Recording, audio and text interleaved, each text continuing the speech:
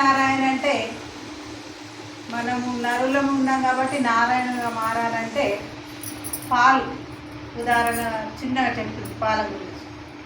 పాలు నీళ్ళ పాలు కాకుండా ఎన్ని రోజులు నిల్వ ఉంటాయి, మరి గరం పెట్టకపోతే అవి పాడైపోయి, గరం పెట్టుకుంటే ఒక రోజంతా మనకు ఉపయోగపడతాయి.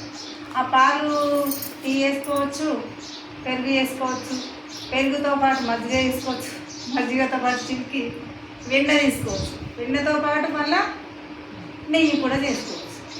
అట్లా అంటే మన జీవితం ఎలా అంటే ఈ ధ్యానము ఆ నేల పాలు కాకుండా పాలు పల్లి మనం కూడా పాలలాగా మారి, పెరుగులాగా, చల్లలాగా, వెన్నలాగా, తర్వాత నెయ్యిలాగా మారి ఈ ధ్యాన చేయొచ్చు, పెరుగుని చేయొచ్చు. బాగా ప్రకృతి ఎన్నుతుంది కాబట్టి అందరం ఆ యూట్యూబ్లో చూసుకుంటా ఇవి నేర్చుకోవడం జరుగుతుంది. అది మంచి మంచి అద్భుతాలు.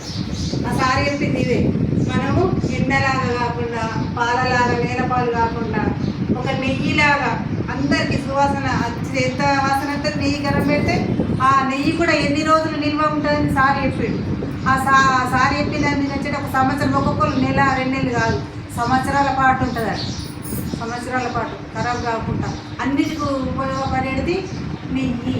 అది ఒక యజ్ఞంలో కావచ్చు, ఒక పదార్థంలో కావచ్చు, ప్రతి ఒక్క వస్తువుల అన్నిట్లలో మనం కూడా ఆ నెయ్యిలాగా మారి ఒక అద్భుతంగా ఉండాలని అందరి విన్నందుకు గురువులకు ఆత్మకరణ చేస్తున్నారు.